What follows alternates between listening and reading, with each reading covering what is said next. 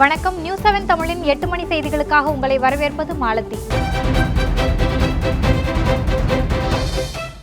சென்னை மௌலிவாக்கத்தில் உள்ள 11 மாடி கட்டிடம் 3 வினாடிகளில் வெடிவைத்து இடித்து தரைமட்டமாக்கப்பட்டது. சென்னை மௌலிவாக்கத்தில் தனியார் கட்டுமான நிறுவனத்தால் கட்டப்பட்டு வந்த 11 மாடி கட்டிடம் கடந்த 2014ஆம் ஆண்டு ஜூன் மாதம் 28ஆம் தேதி இடிந்து விழுந்தது. இதில் 60க்கும் மேற்பட்டோர் உயிரிழந்தனர், பலர் படுகாயமடைந்தனர். அதே நிறுவனத்தால் அதன் அருகில் கட்டப்பட்ட மற்றொரு 11 மாடி கட்டிடம் பாதுகாப்பற்ற நிலையில் இருந்ததால் அதனை இடிக்க உச்சநீதிமன்றம் உத்தரவிட்டது. இதனையடுத்து அந்த கட்டிடத்தின் 100 மீட்டர் சுற்றளவில் சிவப்பு கொடி கட்டப்பட்டு ஆபத்தான பகுதி என அறிவிக்கப்பட்டது. 11 மாடி கட்டிடத்தின் சுற்றியுள்ள பகுதிகளில் வசித்த பொதுமக்கள் அனைவரும் அங்கிருந்து வெளியேற்றப்பட்டனர். அவர்கள் மதனந்தபுரத்தில் உள்ள தனியார் திருமண மண்டபத்தில் தங்க வைக்கப்பட்டனர். இந்த நிலையில் 11 மாடி கட்டிடத்தில் வெடிபொருட்களை நிரப்பும் பணியில் காலதாமதம் ஏற்பட்டது. பிற்பகல் 2 மணி என்று அறிவிக்கப்பட்ட கட்டட இடிப்பு பணி தொழில்நுட்ப கோளாறு காரணமாக மேலும் தாமதமானது. நீண்ட தாமதத்திற்கு பின்னர் சரியாக மாலை 6:55 மணி அளவில் 70 கிலோ வெடிபொருட்களால் 11 அடுக்குமாடி கட்டிடம் தகர்க்கப்பட்டது. அப்போது எழுந்த புகை மூட்டத்தால் அந்த பகுதியே புழுதி படலமாக காட்சியளித்தது.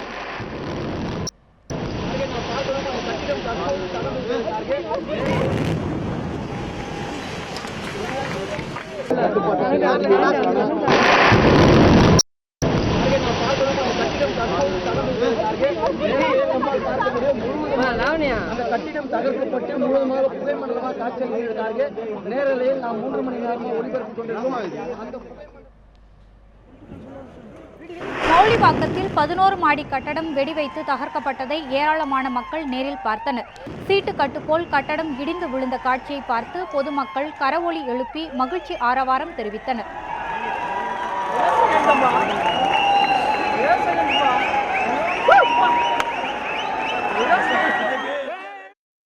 முழு திருப்தியா இருக்கு மேடம். எந்த நேரத்தில் எப்போ விழும் அப்படிங்கிற மாதிரி கிட்டத்தட்ட ஒரு 2-3 வருடங்களுக்கு முன்பாகவே இந்த பில்டிங் இருந்துச்சு. போகும்போது வரும்போதெல்லாம் ரொம்ப பயமாக தான் இருந்துச்சு. பக்கத்தில் உள்ள ஸ்கூல்லாம் கூட காலி பண்ணி வச்சிருந்தாங்க. இப்போ அதிகாலையில் 8 மணிலேருந்து எல்லாரும் வந்து பார்த்துட்டு இருந்தாங்க. அப்போ பார்த்தீங்கன்னா என்ன நடக்க போகுது, பக்கத்தில் உள்ள வீடுலாம் விரிசல் அடையுமா, இல்லை வேற ஏதாவது பாதிப்பு ஏற்படுமாங்கிற ஒரு எதிர்பார்ப்போடு இருந்தோம். ஆனால் எந்தவித பிரச்சனையும் இல்லாமல் சுமூகமான முறையில் நல்லா அமைதியான முறையிலையும் இந்த பாம் பிளாஸ்ட் ஆனிச்சு. ஆனால் அந்த பாம் பிளாஸ்ட் பண்ணும்போது ஒரு ப்ரீகாஷன் இல்லாமல் பண்ணாங்க. அதனால பொதுமக்கள் வந்து அந்த படபடப்போட இருந்தாங்களே ஒழிய சரியான ஒரு இதை பார்க்க முடியலைங்கிற ஒரு வருத்தம் இருக்கு. ஏதாவது ப்ரீகாஷன் கொடுத்துருந்தாங்கன்னா எல்லாருமே கொஞ்சம் சாட்டிஸ்ஃபேக்ஷனாக நின்று பார்த்துருக்கலாம். அந்த மாதிரி யாரும் சொல்லலை. திடீர்னு ஒரு பட்டாசு படபடன்னு வெடிச்சா மாதிரி தான் இருந்துச்சு. ஒரு அது எப்படி சொல்லுவாங்க, அந்த சரவெடி வெடிச்சா மாதிரி ஒரு சவுண்டு வந்துச்சு. அவ்வளோதான். அது சீட்டுக்கட்டு மாதிரி சரிஞ்சு கீழே வந்துருச்சு. சென்னை மௌலிவாக்கத்தில் 11 மாடி கட்டட இடிப்பு பணிக்காக அங்கு போக்குவரத்து நிறுத்தப்பட்டது. சென்னை போரூர் பகுதியில் போக்குவரத்து நிறுத்தப்பட்டதால் சென்னையில் முக்கிய சாலைகள் அனைத்திலும் கடும் போக்குவரத்து நெரிசல் ஏற்பட்டது. இதனால் அலுவலகம் முடிந்து வீடு திரும்புவோர் நடுவழியில் சிக்கி தவித்தனர். அந்த பகுதியில் 5 மணி நேரமாக மின்சாரம் துண்டிக்கப்பட்டதால் பொதுமக்கள் அவதி அடைந்தனர். மேலும் 11 மாடி கட்டிடத்தின் அருகே இருந்தவர்கள் வேறு இடத்தில் உள்ள மண்டபத்தில் தங்க வைக்கப்பட்டனர். அவர்கள் பல மணி நேரமாக கடும் இன்னலுக்கு ஆளாகினர். சென்னை மௌலிவாக்கத்தில் ஆபத்தான நிலையில் இருந்த 11 மாடி கட்டிடம் இன்று இடித்து தரைமட்டமாக்கப்பட்டது. இதுகுறித்து நமது செய்தியாளர் லாவண்யாவிடம் கூடுதல் தகவல்களை கேட்கலாம். லாவண்யா, 11 மாடி கட்டிடம் இடிக்கப்பட்டதில் ஏன் பல மணி நேரம் தாமதம் ஏற்பட்டது? 11 மாடி கட்டிடம் குறிப்பாக 2014ஆம் ஆண்டு ஜூன் 28ஆம் தேதி மௌலிவாக்கத்தில் இருக்கக்கூடிய பிரைம் சிஸ்ட்ரி என்ற தனியார் நிறுவனத்திற்கு சொந்தமான கட்டிடம் ஒன்று முற்றிலுமாக மழை காரணமாக இடிந்து விழுந்தது. அதாவது கட்டுமான பொருட்கள் தரமற்ற பொருட்களாக இருந்ததன் காரணமாக இந்த கட்டிடம் இடிந்து விழுந்ததாக கூறப்பட்டது. இதில் கிட்டத்தட்ட 61 தொழிலாளர்கள் உயிரிழந்தார்கள். இந்த நிலையில் இதன் அருகாமையில் இருக்கக்கூடிய மற்றொரு 11 மாடி கட்டிடமும் ஆபத்தான நிலையில் இருக்கும் காரணத்தினால் அதனை இடிப்பதற்கான பணிகள் உடனடியாக நடக்க வேண்டும் என்று அந்த பகுதியில் இருக்கக்கூடிய பொதுமக்கள் கோரிக்கை முன்வைத்திருந்தார்கள். அது ஒரு மரணத்தின் சின்னமாகவே அந்த கட்டிடமானது காட்சியளித்திருந்தது. இந்த நிலையில் இன்று பிற்பகல் 2 மணியிலிருந்து 4 மணிக்குள் இந்த கட்டிடமானது முழுவதுமாக தகர்க்கப்படும் என்று வந்து குறிப்பிடப்பட்டிருந்தது. ஆனால் தொழில்நுட்ப கோளாறு காரணமாக குறிப்பாக இந்த கட்டிடத்தை பொறுத்த வரையில் 3 தளங்களில் இருக்கக்கூடிய தூண்களில் துளையிட்டு அங்கு வந்து வெடிப்பொருட்கள் வந்து வைக்கப்பட்டிருந்தது. அனைத்து வெடிப்பொருட்களும் வந்து இணைக்கப்பட்டு தானியங்கி இயந்திரத்திற்கு வந்து இணைப்பு வந்து கொடுக்கப்பட்டிருந்தது. ஆனால் இந்த இணைப்பில் ஏற்பட்ட கோளாறின் காரணமாக பல மணி நேரம் காலதாமதம் ஏற்பட்டது. குறிப்பாக 2:30 மணி அளவில் முதலில் வந்து வெடிக்கப்படும் என்று தகவல்கள் வெளியிட்டிருந்தார்கள். அந்த சூழ்நிலையில் அது வந்து 2:30 மணிக்கு வந்து வெடிக்காமல் 5 மணிக்கு வந்து வைக்கப்பட்டதாக வந்து அறிவித்தார்கள். 5 மணிக்கு வந்து தகர்க்கப்படும் என்று எதிர்பார்க்கப்பட்டிருந்த நிலையில் 6 மணி வரை வந்து தகர்க்கப்படாமல் இருந்தது. அதன் பின்னர் 6:45 மணிக்கு மேலாக இந்த கட்டிடமானது தகர்க்கப்பட்டது. 3 வினாடிகளுக்குள் 11 மாடி கட்டிடமும் சீட்டுக்கட்டை போல வந்து சரிந்து முற்றிலுமாக வந்து அங்கு வந்து தற்பொழுது கட்டுமான குவியலாகவே காட்சியளிக்கிறது அந்த பகுதி. அது மட்டும் இல்லாமல் கட்டிடம் வந்து தரைமட்டமான பொழுது அதிக அளவில் புகைகள் வந்து கிளம்பின. இந்த புகைகளும் 5 நிமிடங்களில் முற்றிலுமாக இந்த புகைகள் வந்து காற்றினுடன் வந்து கலந்து விட்டது. அதன் காரணமாக தற்பொழுது வந்து அங்கு இயல்பான நிலை வந்து திரும்பி இருக்கிறது. அதே போன்று அங்கு இருக்கக்கூடிய மக்களும் வந்து மிகுந்த மகிழ்ச்சி அடைந்திருக்கிறார்கள். மாலதி. லாவண்யா, மௌலிவாக்கம் கட்டட இடிப்பு பணியால் அந்த பகுதியில் போக்குவரத்து பாதிக்கப்பட்டதா? குறிப்பாக சொல்ல வேண்டும் என்றால் போரூரிலிருந்து குன்றத்தூர் செல்லக்கூடிய சாலை வந்து மிக பிரதான சாலையாகவே வந்து இருக்கிறது. இங்கு அதிக அளவில் குடியிருப்பு பகுதிகளும் அதே போன்று கல்லூரிகளும் வந்து அமைந்திருக்கக்கூடிய பகுதியாக இருக்கிறது. எனவே இந்த பகுதிகளில் வந்து போக்குவரத்து மாற்றம் செய்யப்பட்டதன் காரணமாக அதிக அளவில் போக்குவரத்து நெரிசல் மணப்பாக்கம் போன்ற பகுதிகள் வந்து ஏற்பட்டது. அதனை வந்து சீர் செய்வதற்காக பல்வேறு விதமான முயற்சிகளை வந்து போக்குவரத்து காவல்துறையினர் மேற்கொண்டிருந்தார்கள். குறிப்பாக போரூரிலிருந்து இந்த கட்டிடம் இடிப்பதற்காக போரூரிலிருந்து குன்றத்தூர் செல்லக்கூடிய அனைத்து வாகனங்களும் மதுரந்தபுரம் வழியாக திருப்பி விடப்பட்டிருந்தது. அதே போன்று குன்றத்தூரிலிருந்து போரூர் வரக்கூடிய அனைத்து வாகனங்களும் வந்து பாய்க்கடை வழியாக வந்து திருப்பி விடப்பட்டிருந்தது. இந்த சூழ்நிலையில் இன்று மதியம் 12 மணி அளவில் போக்குவரத்து நிறுத்தம் வந்து மேற்கொள்ளப்பட்டது. அதாவது குறிப்பாக இந்த கட்டிடம் இருக்கக்கூடிய 150 மீட்டர் சுற்றளவில் இருக்கக்கூடிய அனைத்து பகுதிகளிலும் தடுப்புகள் அமைக்கப்பட்டு வாகனங்கள் உள்ளே நுழையாதவாறு பல்வேறு பணிகள் வந்து மேற்கொள்ளப்பட்டிருந்தது. அது மட்டும் இல்லாமல் இந்த பகுதியிலிருந்து வந்து வேறு எந்த வாகனங்களும் வெளியே செல்வதற்கு அது போன்ற ஒரு அமைப்பினை வந்து காவல்துறையினர் வந்து மேற்கொண்டிருந்தார்கள். குறிப்பாக 12 மணி அதாவது காலதாமதம் ஏற்பட்டதன் காரணமாக 3 மணி வரை வந்து வாகனங்கள் அனுமதிப்பதற்கான ஏற்பாடுகள் செய்யப்பட்டிருந்தது. அது மட்டும் இல்லாமல் பல்வேறு பகுதிகளில் வந்து போரூரில் இருந்து வரக்கூடிய வாகனங்கள் அனைத்துமே வந்து ஸ்தம்பித்து நின்றது. ஏனென்றால் குறுகலான சாலை மதனந்தபுரம் வழியாக வந்து திருப்பி விடப்பட்ட சாலையாக இருந்தாலும் சரி, அதே போன்று பாய்க்கடை வழியாக திருப்பி விடப்பட்டிருக்கக்கூடிய அந்த வழியாக இருந்தாலும் சரி, இரண்டுமே வந்து குறுகலான சாலை என்பதால் போரூர் பகுதியில் வந்து அதிக அளவில் போக்குவரத்து நெரிசல் வந்து காணப்பட்டது. தற்பொழுது இந்த நிலை வந்து இயல்பு நிலையை வந்து அடைந்து வருகிறது. குறிப்பாக கட்டிடம் வந்து இடிந்த உடனேயே இந்த போக்குவரத்து மாற்றத்தை வந்து சீர் செய்வதற்கான அனைத்து விதமான முயற்சிகளையும் வந்து காவல்துறையினர் மேற்கொண்டார்கள். அதன் அடிப்படையில் தற்பொழுது இயல்பு நிலை சற்று வந்து திரும்பி வருகிறது. இருந்த போதிலும் வாகனங்களில் செல்லக்கூடியவர்கள் மௌலிவாக்கம் கட்டிடத்தை வந்து கடக்கும் பொழுது அங்கு இருந்த 11 மாடி கட்டிடம் தற்பொழுது தரைமட்டமாக இருப்பதை பார்ப்பதற்கு ஆவலாக வாகனங்களை மெதுவாக ஓட்டி செல்லக்கூடிய நிலையை வந்து நம்மால் பார்க்க முடிகிறது. இதன் காரணமாக அங்கு சற்று போக்குவரத்தில் சுணக்கம் ஏற்பட்டிருக்கிறது. மாலதி. லாவண்யா, மௌலிவாக்கம் கட்டடம் தற்போது இடிக்கப்பட்டிருக்கு. அந்த அடுக்குமாடி குடியிருப்புல வீடு வாங்கியவர்களோட நிலை அப்படிங்கிறது எப்படி இருக்கு? அதாவது குறிப்பாக இந்த பகுதியை பொறுத்தவரை இந்த மௌலிவாக்கம் கட்டிடத்தை பொறுத்தவரையில் கிட்டத்தட்ட 76க்கும் அதிகமானோர் வந்து இந்த பிரைம் சிஸ்ட்ரி எனக்கூடிய அந்த நிறுவனத்திற்கு சொந்தமான ட்ரஸ்ட் ரைட்ஸ் எனக்கூடிய இந்த அடுக்குமாடி குடியிருப்பில் அதிக அளவில் வீடுகள் வாங்கியிருந்தார்கள். அவர்கள் வந்து குறிப்பாக வந்து பார்த்தோம் என்றால் அவர்கள் அதிக அளவில் நடுத்தர வர்க்கத்தை சேர்ந்தவர்கள் தான் இருந்தார்கள். அவர்கள் வந்து வங்கிகளில் கடன் வாங்கியும் அதே போன்று தங்களுடைய சொந்த நிலங்களை ஊட்டி இருக்கக்கூடிய நிலங்களை வந்து விற்றும் தான் இந்த அடுக்குமாடி குடியிருப்பில் வந்து வீடுகளை வாங்கியிருந்தார்கள்.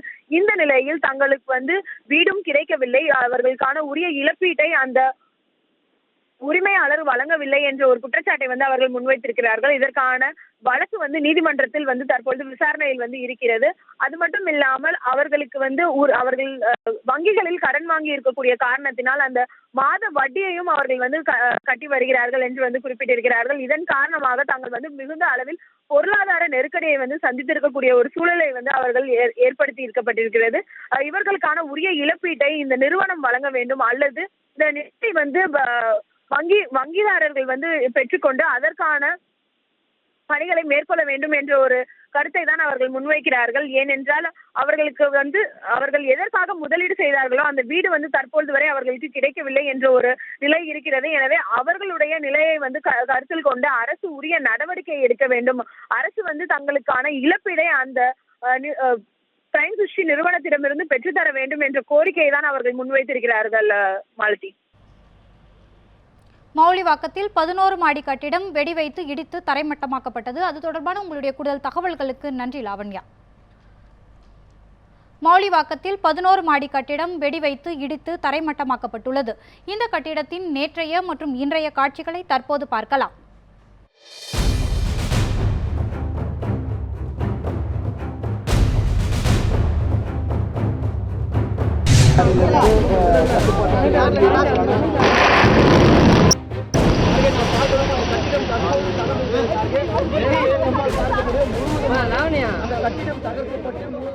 ஆபத்தான மௌலிவாக்கம் அடுக்குமாடி கட்டட இடிப்பு திமுகவின் சட்ட போராட்டத்திற்கு கிடைத்த வெற்றி என எதிர்க்கட்சி தலைவர் மு.க. ஸ்டாலின் தெரிவித்துள்ளார். இதுகுறித்து அவர் வெளியிட்டுள்ள அறிக்கையில், கடந்த 2014ஆம் ஆண்டு ஜூன் மாதம் 28ஆம் தேதி சென்னை மௌலிவாக்கம் 11 மாடி கட்டட விபத்தில் சிக்கி 61 பேர் உயிரிழந்த சம்பவம் குறித்து திமுக சார்பில் ஆளுநர் ரோசையாவிடம் சிபிஐ விசாரணை கோரி அப்போது மனு அளித்ததையும் சுட்டிக்காட்டியுள்ளார். தொடர்ந்து தமிழக அரசு அடுக்குமாடி கட்டட விபத்து குறித்து விசாரிக்க ஓய்வு பெற்ற உயர்நீதிமன்ற நீதிபதி ஆர். ரகுபதி தலைமையில் ஒரு நபர் விசாரணை ஆணையத்தை பெயரளவில் அமைத்ததாகவும், ஆனால் மௌலிவாக்கம் கட்டட விபத்து குறித்து சிபிஐ விசாரிக்க வேண்டும் என்று சென்னை உயர்நீதிமன்றத்தில் கடந்த 2014ஆம் ஆண்டு ஆகஸ்ட் 4ஆம் தேதி தான் பொதுநல வழக்கு தொடர்ந்ததையும் ஸ்டாலின் சுட்டிக்காட்டியுள்ளார். இதனையடுத்து சென்னை உயர்நீதிமன்ற உத்தரவுப்படி அடுக்குமாடி கட்டடம் இடிக்கப்பட்டுள்ளதற்கு ஸ்டாலின் வரவேற்பு தெரிவித்துள்ளார். இருப்பினும் இந்த கட்டட விபத்து குறித்து சிபிஐ விசாரணைக்கு உத்தரவிட்டால் அனைத்து முறைகேடுகளும் வெளிச்சத்திற்கு வரும் எனவும் ஸ்டாலின் அறிக்கை வலியுறுத்தியுள்ளார். சென்னை மௌலிவாக்கத்தில் உள்ள 11 மாடிகளை கொண்ட அடுக்குமாடி குடியிருப்பு இடிக்கப்பட்டது ஏன், அதற்கான காரணம் என்ன என்பது குறித்து தற்போது விரிவாக பார்க்கலாம். 2014 ஜூன் 28இல் போரூர் அருகே மௌலிவாக்கத்தில் புதிதாக கட்டப்பட்டு வந்த 2 11 மாடி கட்டிடங்களில் ஒன்று பெருமழையால் இடிந்து விழுந்தது.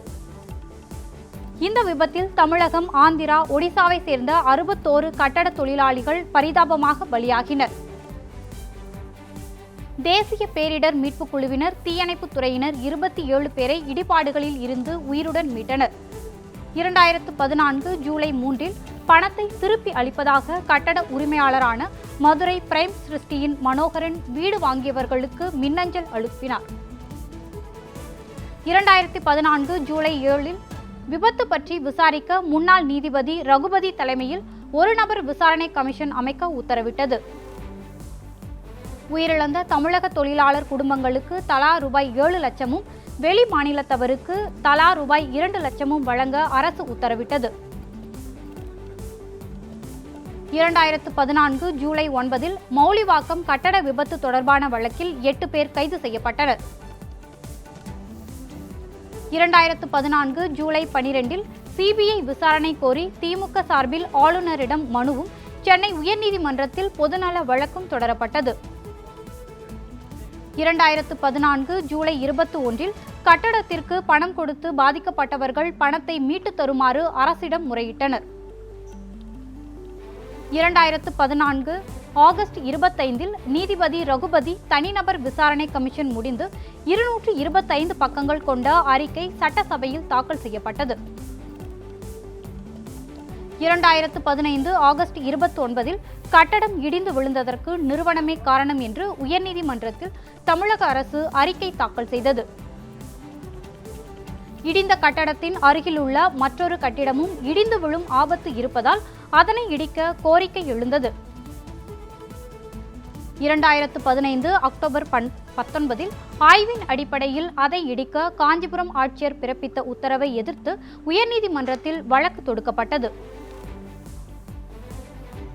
2015 நவம்பர் 26இல் தொழில்நுட்ப காரணங்களை சுட்டிக்காட்டி ஆட்சியரின் உத்தரவு தடை செய்யப்பட்டதற்கு எதிராக தமிழக அரசு உச்சநீதிமன்றத்தில் மேல்முறையீடு செய்தது.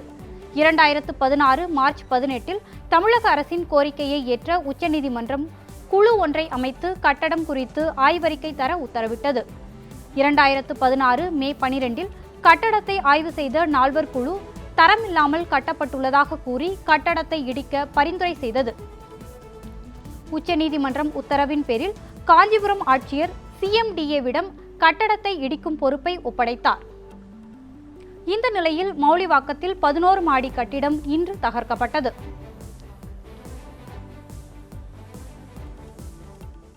நடிகை கௌதமி பிரிந்து சென்றது பற்றி தனது பெயரில் யாரோ அறிக்கை வெளியிட்டுள்ளதாக நடிகர் கமல்ஹாசன் ட்விட்டரில் குற்றச்சாட்டு தெரிவித்துள்ளார்.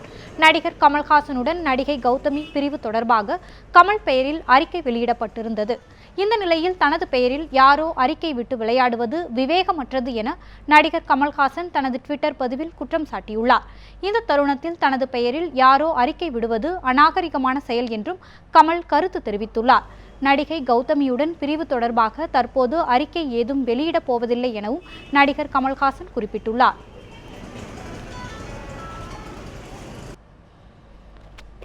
டெல்லியில் நடைபெற்ற இலங்கை இந்திய மீனவர்கள் இடையேயான 4ஆம் கட்ட பேச்சுவார்த்தை சுமூகமாக இருந்ததாகவும் அடுத்த கட்டமாக நவம்பர் 5ஆம் தேதி அமைச்சர்கள் மட்ட பேச்சுவார்த்தை நடைபெற உள்ளதாகவும் அறிவிக்கப்பட்டுள்ளது. இருதரப்பு மீனவர்கள் மத்தியிலான 4வது கட்ட பேச்சுவார்த்தை டெல்லியில் தொடங்கியது. மீன்வளத்துறை இணை செயலாளர் ஆதித்யா ஜோஷி, வெளியுறவுத்துறை இணை செயலாளர் ரேணுபாலா முன்னிலையில் துவங்கிய இந்த பேச்சுவார்த்தையில் தமிழக அரசு சார்பில் மாநில மீன்வளத்துறை அமைச்சர் ஜெயக்குமார், மீன்வளத்துறை செயலாளர் ககன்தீப் சிங் பேடி, தேசிய மீன்வள பேரவைத் தலைவர் இளங்கோ உள்ளிட்டோர் கலந்து கொண்டனர். தமிழக மீனவர்கள் குழுவில் ராமநாதபுரத்தை சேர்ந்த தேவதாஸ், ஜேசுராஜா, அருளானந்தம் உள்ளிட்ட 15 பேர் கொண்ட குழுவினரும், இலங்கையில் இருந்து 10 பேர் கொண்ட மீனவ பிரதிநிதிகள் குழுவும் இந்த கூட்டத்தில் கலந்து கொண்டனர். சுமார் 3 மணி நேரத்திற்கு மேலாக நடைபெற்ற பேச்சுவார்த்தை சுமூகமாக முடிந்ததாகவும் அடுத்த கட்டமாக வரும் 5ஆம் தேதி நடைபெறும் பேச்சுவார்த்தையில் மத்திய வெளியுறவுத்துறை அமைச்சர் சுஷ்மா ஸ்வராஜ், விவசாயத்துறை அமைச்சர் ராதாமோகன் சிங் ஆகியோர் பங்கேற்க உள்ளதாகவும் அறிவிக்கப்பட்டுள்ளது. இன்றைக்கு 4ஆம் கட்ட பேச்சுவார்த்தை இன்றைக்கு காலை 11 மணி அளவில் தொடங்கப்பட்டு இப்பொழுது முடிந்திருக்கின்றது. ஏறக்குறைய ஒரு 5 மணி நேரம் தொடர்ச்சியாக இரு நாட்டைச் சேர்ந்த மீனவர்கள் கலந்துரையாடி அந்த கலந்துரையாடல் ஒரு சுமூகமான முறையிலே நடைபெற்றது என்று கூட சொல்லலாம். இருதரப்பு பிரச்சனை சுமூகமாக நடைபெற்றது. மிகுந்த மகிழ்ச்சியோடு நடைபெற்ற அந்த பேச்சுவார்த்தையினுடைய முடிவுகள் இரு நாட்டு அமைச்சர்களிடமும் தெரிவிக்கப்படும். இரு நாட்டு அமைச்சர்களும் வருகின்ற 5ஆம் தேதி அன்றைக்கு டெல்லியில் கலந்து பேசியிருக்கிறார்கள். அந்த அமைச்சர்கள் கூட்டத்தில் இந்திய இலங்கை வெளியுறவுத்துறை அமைச்சர்கள், இந்திய இலங்கை மீன்வளத்துறை அமைச்சர்கள் கலந்து கொண்டு பேசியிருக்கிறார்கள். அந்த பேச்சுவார்த்தையின் போது இன்றைய கூட்டத்தில் எடுக்கப்பட்ட முடிவுகள், இன்றைய கூட்டத்தில் தெரிவிக்கப்பட்ட ஆலோசனைகள் எல்லாம் அங்கே தெரிவிக்கப்பட்டு அங்கே அவர்கள் ஒரு சுமூகமான முடிவை எடுப்பார்கள். தமிழ்நாட்டில் மக்கள் நல கூட்டணியில் எந்த பிரச்சனையும் இல்லை என்று மதிமுக பொதுச் செயலாளர் வைகோ தெரிவித்துள்ளார். தமது தாயாரின் 1ஆம் ஆண்டு திதி கொடுப்பதற்காக திருநெல்வேலி மாவட்டம் பாபநாசம் வந்த வைகோ செய்தியாளர்களை சந்தித்தார். பின்னர் பேசிய அவர், தமிழகத்தை பொறுத்தவரை மக்கள் நல கூட்டணியில் எந்த பிரச்சனையும் இல்லை எனவும், புதுவையில் உள்ள கூட்டணிக்கும் தமிழ்நாடு கூட்டணிக்கும் கொள்கை வேறுபாடு உள்ளது என தெரிவித்தார். இந்தியா மற்றும் பாகிஸ்தான் பிரச்சனைகளை இரு நாடுகளும் பேசி தீர்த்து கொள்ள வேண்டும் என்றும் வைகோ கூறினார். புதுவை மாநில மக்கள் நல கூட்டு இயக்கம் தமிழ்நாட்டு கூட்டு இயக்கத்தைப் போல அவர்கள் முடிவெடுக்கவில்லை. அவர்கள் தனித்தனியாக முடிவெடுத்திருக்கிறார்கள். அந்த வகையில் விடுதலை சிறுத்தைகள் கட்சி காங்கிரஸ் கட்சியினுடைய வேட்பாளரும் முதலமைச்சருமான மாண்புமிகு நாராயணசாமி அவர்களை ஆதரிப்பதென்று முடிவெடுத்திருக்கிறார்கள். இதனால் எந்த நெருடலும் இல்லை. முன்னதாக திருநெல்வேலியில் செய்தியாளர்களை சந்தித்த வைகோ, தமிழகத்தில் உள்ள நதிநீர் பிரச்சனையில் மத்திய அரசு பாரபட்சம் காட்டுவதாக குற்றம் சாட்டினார்.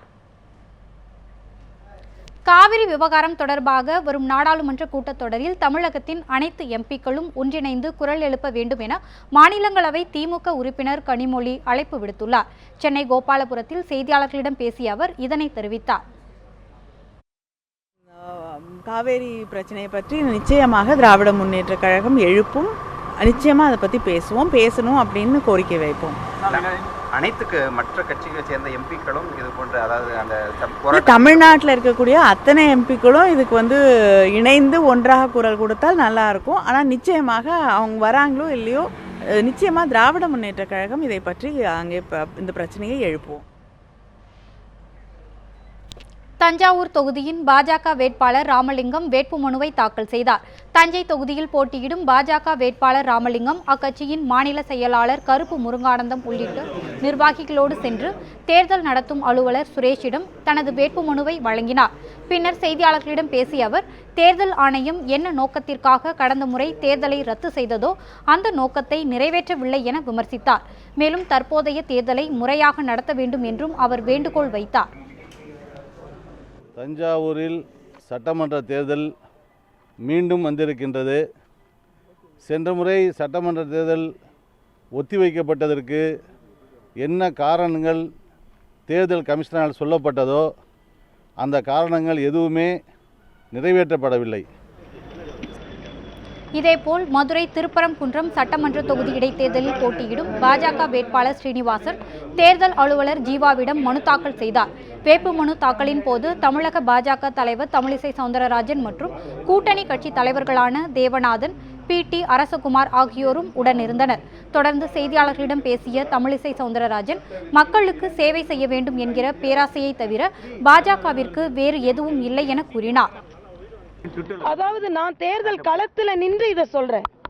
எனக்கு எப்பொழுதுமே போட்டி போட்டு கொண்டிருக்கும் பொழுது நம்பிக்கை இருக்கிறது. நீங்கள் தேர்தல் களத்தில் எங்களோடு நின்று இதை நீங்கள் சொன்னால் பரவாயில்லை. எங்கள் ஆசைக்கு மட்டுமல்ல, மக்களுக்கு சேவை செய்ய வேண்டும் என்ற எங்களது ஆசைக்கு அளவே இல்லை. நான் அதை ஒப்புக்கொள்கிறேன். மக்களுக்கு சேவை, ஏனென்றால் நாங்கள் யாரும் இங்கே சுயநலவாதிகள் கிடையாது. செய்திகளின் இந்த பகுதி நிறைவு பெற்றது. ஒரு சிறிய இடைவேளைக்கு பிறகு செய்திகளை மகேஷ் வழங்குவார். புதுச்சேரி நெல்லித்தோப்பு தொகுதியில் போட்டியிடும் காங்கிரஸ் வேட்பாளர் நாராயணசாமி இன்று வேட்புமனு தாக்கல் செய்தார். புதுச்சேரி நெல்லித்தோப்பு தொகுதி இடைத்தேர்தலில் காங்கிரஸ் கட்சி சார்பில் அந்த மாநில முதலமைச்சர் நாராயணசாமி போட்டியிடுகிறார். அவர் இன்று தனது வேட்புமனுவை தாக்கல் செய்தார். தேர்தல் நடத்தும் அதிகாரி மலர்கண்ணனிடம் நாராயணசாமி வேட்புமனு தாக்கல் செய்தார். அவருக்கு மாற்று வேட்பாளராக எவரும் மனு தாக்கல் செய்யவில்லை. முன்னதாக நெல்லித்தோப்பு தொகுதி காங்கிரஸ் திமுக இடைத்தேர்தல் அலுவலகத்தை திமுக தேர்தல் பொறுப்பாளரும் முன்னாள் அமைச்சருமான பொன்முடி திறந்து வைத்தார். இந்த நிகழ்ச்சியில் பேசிய நாராயணசாமி, இடைத்தேர்தலுக்கு பிறகு தமிழகத்தில் மாற்றம் வரும் என்று தெரிவித்தார்.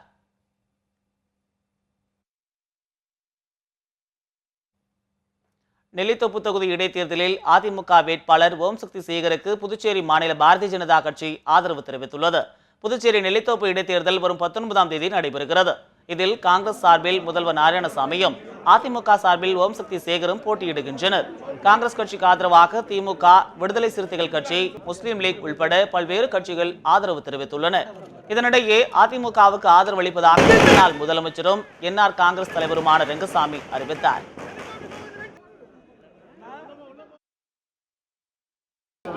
புதுச்சேரி மாநிலம் நன்மைக்காக, மாநில மக்களுடைய நன்மைக்காக, அரசியலில் இவ்வாறு நிலை எப்பொழுதும் ஏற்படக்கூடாது என்ற ஒரு எண்ணத்தோடு எங்களுடைய அகில இந்திய NR காங்கிரஸ் பேர் இயக்கம் அனைத்து இந்திய அண்ணா திமுக வேட்பாளரை ஆதரித்து அவர் வெற்றி பெற செய்வதற்காக முழு மூச்சோடு பாடுபடும். இதனிடையே அதிமுக வேட்பாளர் ஓம் சக்தி சேகரை ஆதரிப்பதாக அந்த மாநில பாரதிய ஜனதா கட்சி அறிவித்துள்ளது.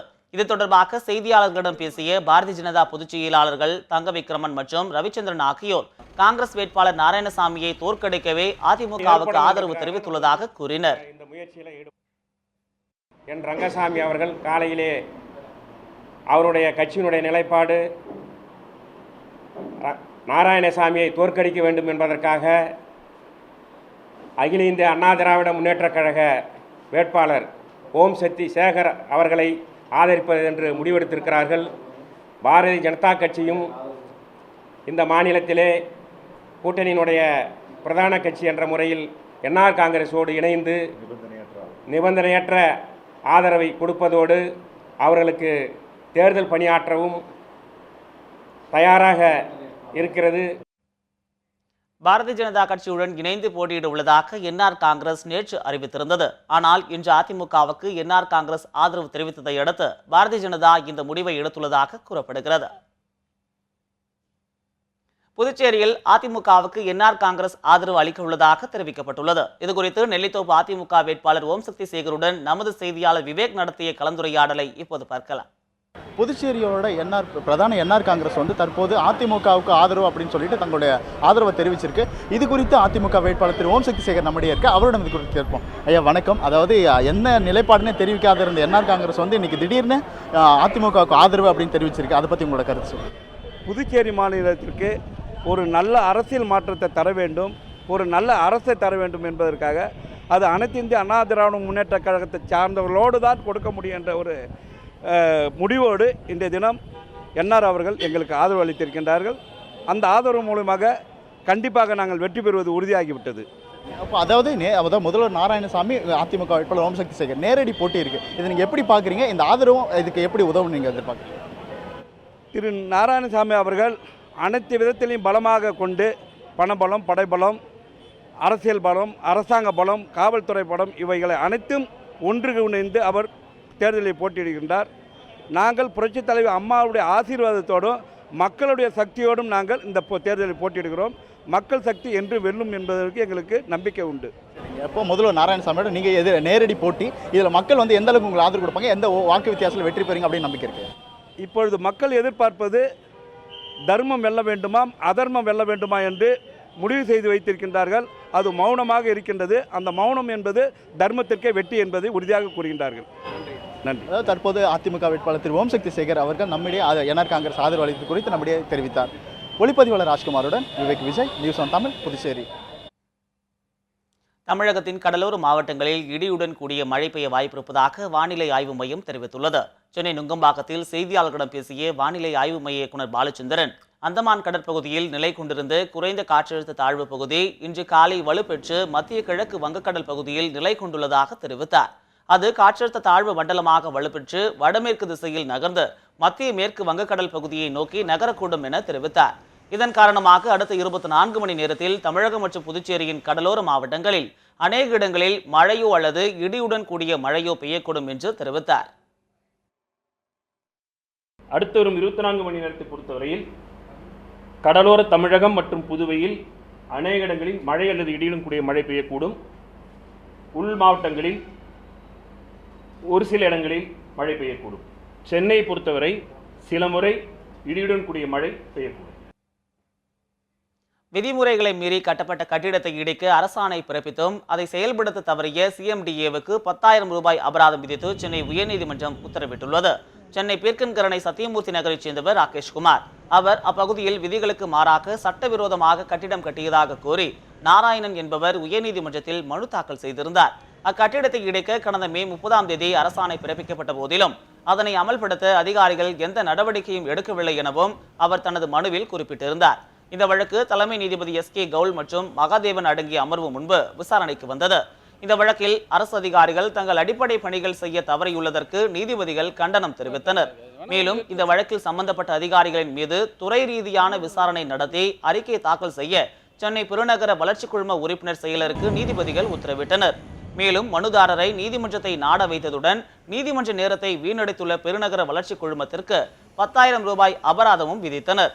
அத்தொகையில் 5,000 ரூபாயை மனுதாரருக்கும் மற்றொரு 5,000 ரூபாயை சமரச தீர்வு மையத்திற்கும் வழங்க வேண்டும் எனவும் நீதிபதிகள் உத்தரவிட்டனர். சிறுவாணி ஆற்றின் குறுக்கே அணை கட்டுவதை தடுத்து நிறுத்திய மத்திய அரசுக்கு விடுதலை சிறுத்தை கட்சி தலைவர் தொல் திருமாவளவன் பாராட்டு தெரிவித்துள்ளார்.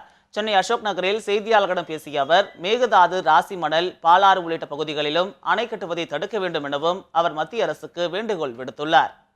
ஆற்றின் குறுக்கே அணை கட்டுவதற்கு மத்திய அரசு அனுமதி வழங்கியிருந்தது. இதனை எதிர்த்து தமிழகத்தில் போராட்டம் வெடித்த நிலையில் தற்போது தடை விதித்திருப்பதாக தகவல்கள் கூறுகின்றன. இந்த நடவடிக்கையை விடுதலை சிறுத்தைகள் வரவேற்கிறோம். காவிரி டெல்டா பாசன பகுதிகளில் பெய்து வரும் மழையால் கும்பகோணம் பகுதியில் விவசாயிகள் நெல்லை காய வைக்க முடியாமல் தவித்து வருகின்றனர். தஞ்சை மாவட்டத்தில் கும்பகோணம் அருகே உள்ள சுவாமிமலை, நாகக்குடி, மருத்துக்குடி, புள்ளபூதகுடி போன்ற பகுதிகளில் விவசாயிகள் குறுவை பருவ நெல் சாகுபடியை ஆழ்குழாய் கிணற்று பாசன உதவியுடன் மேற்கொண்டனர். இதன் அறுவடை பணிகள் தற்சமயம் நடைபெற்று வருகிறது. அறுவடை செய்த விவசாயிகள் தங்களது நெல்லை நுகர்பொருள் வாணிப கழகத்தின் நேரடி நெல் கொள்முதல் நிலையங்களுக்கு எடுத்து சென்றால் நெல்லில் ஈரப்பதம் 21% மேல் உள்ளது என கூறி திருப்பி அனுப்புவதாக கூறப்படுகிறது. மேலும் நெல்லை காய வைத்து ஈரப்பதம் 17% குறைந்தால்தான் நெல் கொள்முதல் செய்யப்படும் என்றும் தெரிவிக்கின்றனர். இந்நிலையில் தொடர் மழை பெய்து வருவதால் நெல்லை உலர்த்த முடியாமல் விவசாயிகள் அல்லல் பட்டு வருகின்றனர். 60 கிலோ எடையுள்ள நெல் மூட்டையை தனியார் வியாபாரிகளிடம் 800 ரூபாய் அளவிற்கே விற்க வேண்டியுள்ளதாகவும் விவசாயிகள் வேதனை தெரிவித்தனர். 17க்குள்ள இருந்தால் தான் எடுப்போம் அப்படின்னு சொல்றாங்க. நாங்கள் அந்த 17 வரைக்கும் இப்போ உள்ள காலகட்டத்துக்கு மழையும் கிளையுமா இருக்கு, இதோ தூத்த துளியா இருக்கு, காய வச்சு கொடுக்க முடியாது. அதை 20%, 22%, 25% வரைக்கும் எடுத்துக்கிட்டு எங்கள் கிரேடு கட்டி போட்டு எங்களுக்கு பணம் உடனடியாக கொடுக்கணும்.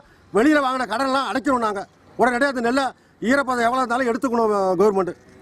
நாங்கள் ஒரு ஏக்கருக்கு 40 மூட்டை 45 மூட்டை இருப்போம். இப்போ 25 மூட்டை 30 மூட்டை தான் வருது. மகசூல் ரொம்ப கம்மி. இதனால் எங்களுக்கு வந்து பாதிப்பு. இந்த நெல்லை கொண்டு போய் நாங்கள் டிபிஎஸ்சில் போடுறதுக்கும் அங்கே ஈரப்பதமாக இருக்குது, எடுக்க முடியாது சொல்லி நான் காய வைக்க சொல்கிறாங்க.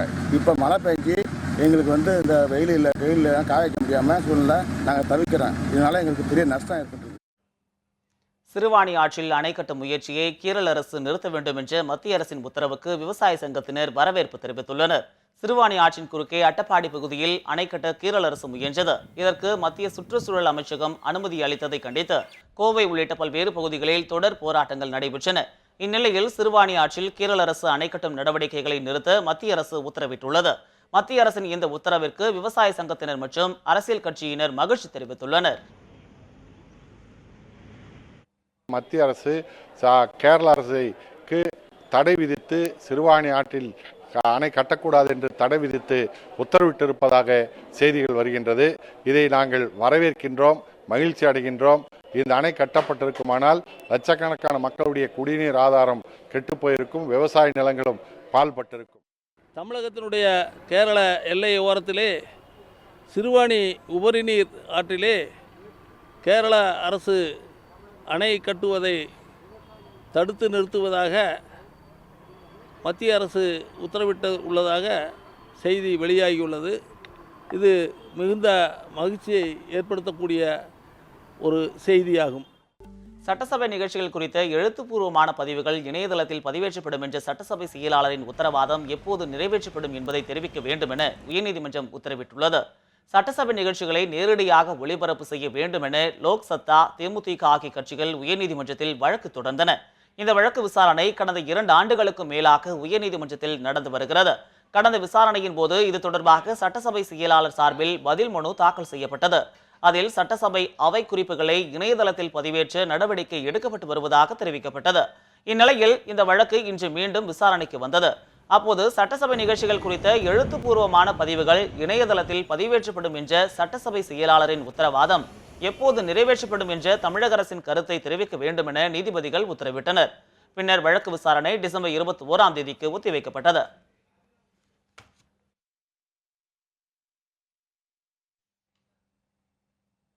சென்னை எழும்பூர் நேரு பூங்கா இடையிலான வழித்தடத்தில் 2 வாரத்திற்குள் மெட்ரோ ரயில் சோதனை ஓட்டம் நடைபெற உள்ளதாக தகவல் வெளியாகியுள்ளது.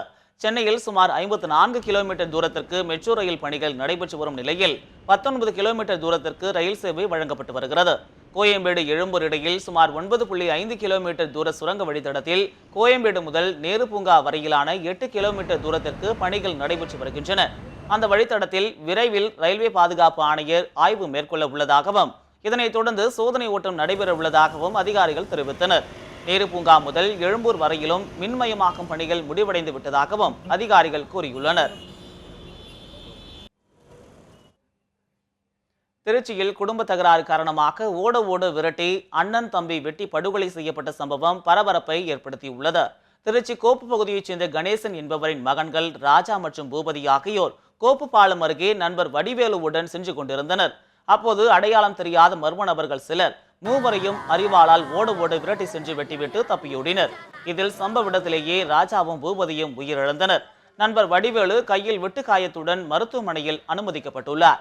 இந்த படுகொலையால் அப்பகுதியில் உள்ள அனைத்து கடைகளும் அடைக்கப்பட்டன. தகவல் அறிந்து வந்த காவல்துறையினர் இருவரின் உடலை கைப்பற்றி பிரேத பரிசோதனைக்காக திருச்சி அரசு மருத்துவமனைக்கு அனுப்பி வைத்தனர். முதற்கட்ட விசாரணையில் குடும்ப தகராறு காரணமாக இறந்தவர்களின் உறவினர் நாகராஜ் என்பவர் கூலிப்படையின் உதவியுடன் இந்த படுகொலை சம்பவத்தை நடத்தியதாக போலீஸ் வட்டார தகவல்கள் தெரிவிக்கின்றன.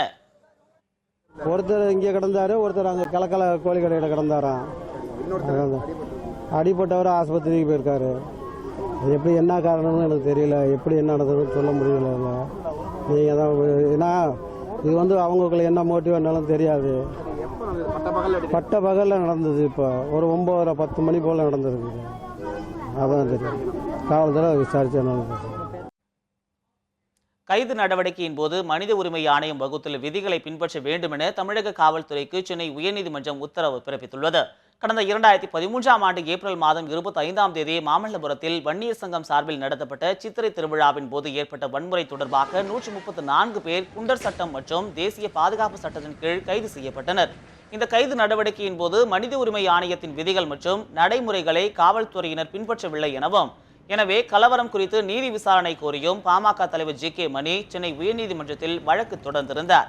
இந்த வழக்கு தலைமை நீதிபதி எஸ்.கே. கவுல் மற்றும் நீதிபதி மகாதேவன் அடங்கிய அமர்வு முன்பு விசாரணைக்கு வந்தது. இந்த சம்பவம் நடந்து பல ஆண்டுகள் கடந்துவிட்டதால் தற்போது நீதி விசாரணைக்கு உத்தரவிட முடியாது என்றும், அதே சமயம் கைது நடவடிக்கைகளின் போது உச்சநீதிமன்ற உயர்நீதிமன்ற வழிகாட்டுதலின்படி தேசிய மனித உரிமை ஆணையம் வரையறுத்துள்ள விதிமுறைகளை காவல்துறையினர் தவறாது பின்பற்ற வேண்டும் என்றும் தமிழக டிஜிபிக்கு நீதிபதிகள் உத்தரவிட்டனர். பொதுவாக கைது நடவடிக்கைகள் மேற்கொள்ளப்படுகின்ற பொழுது, அரசியல் கட்சிகள் போராட்டம் நடத்துகின்ற பொழுது என்னென்ன விதிமுறைகளை பின்பற்ற வேண்டும் என்பதற்கான ஒரு தெளிவான ஒரு அறிக்கையை காவல்துறையினுடைய தலைவர் அனைத்து காவல்துறை அதிகாரிகளுக்கும் தெரிவிக்க வேண்டும் என்று நீதிமன்றம் உத்தரவிட்டு இந்த வழக்கை இன்றைக்கு முடித்து வைத்திருக்கிறது. இத்துடன் 8 மணி செய்திகள் நிறைவடைந்தன. செய்திகளை உடனுக்குடன் தெரிந்து கொள்ள தொடர்ந்து இணைந்திருங்கள் நியூஸ் 7 தமிழ்.